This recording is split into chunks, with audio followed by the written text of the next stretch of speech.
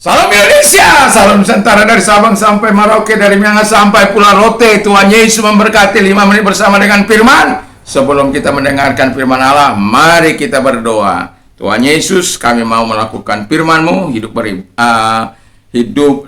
mempersembahkan tubuh kami sebagai persembahan yang hidup, kudus, dan berkenan di hadapan Allah. Dalam nama Yesus, haleluya. Amin. Puji nama Tuhan. Sebelum saya membacakan firman Allah, saya mau memberikan pantun dulu. Kalau hidup belum masuk kubur, hiduplah taat dan beribadah kepada Tuhan. Kalau tidak mau hidup hancur lebur, hiduplah bertobat kepada Tuhan. Haleluya. Jadi kalau belum masuk kubur, ya, lakukan apa yang menyenangkan hati Tuhan. Firman Allah saya ambil dalam Roma 12 ayat yang pertama. Karena itu saudara-saudara, demi kemurahan Allah aku menasihatkan kamu, supaya kamu mempersembahkan tubuhmu sebagai persembahan yang hidup, yang kudus, dan yang berkenan kepada Allah.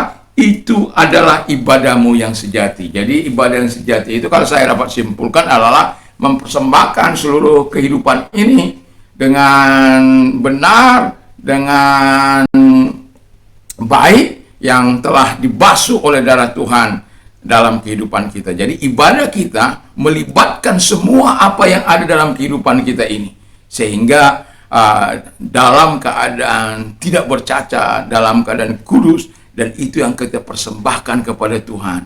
Supaya apa? Dalam ibadah kita itu Tuhan dimuliakan.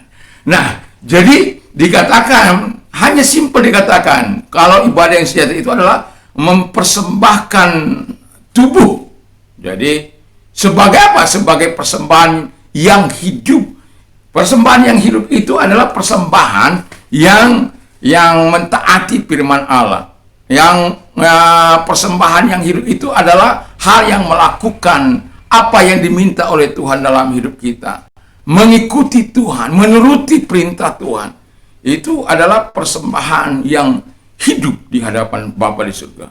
Jadi mempersembahkan sesuatu yang berkenan di hadapan Allah itu bukan semudah membalik telapak tangan, tetapi ada pergumulan kita, ada penyerahan kita, ada doa kita, sehingga kita bisa melakukan apa yang diminta oleh Tuhan. Lalu yang kedua dikatakan adalah mempersembahkan tubuh yang kudus, karena Tuhan itu kudus. Jadi kehidupan ini tidak bisa asal hidup sembarangan. Orang bilang bahwa hidup kita orang-orang percaya ini seperti ya BABI yang kita sering dengar. Tapi mau bilang orang itu bilang itu terserah saja kan. Kita juga tidak merasa apa. Karena Tuhan yang kita sembah itu adalah Tuhan yang kudus. Jadi kita tidak akan sembarangan ngomong. Itu profesor loh yang ngomong. Wah.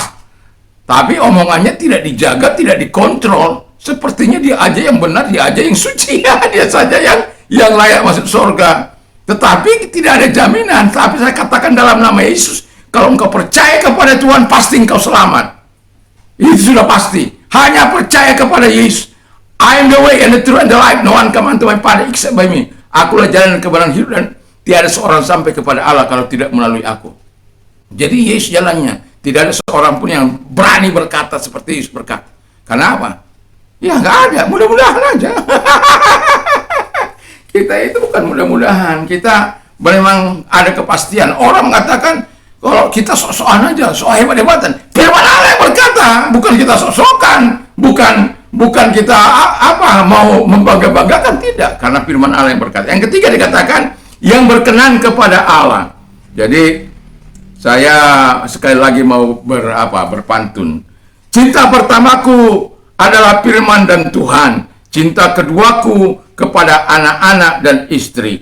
Cinta ketigaku semua umat Tuhan. Cinta terakhirku 1, 2, dan 3 semua aku cintai. Haleluya!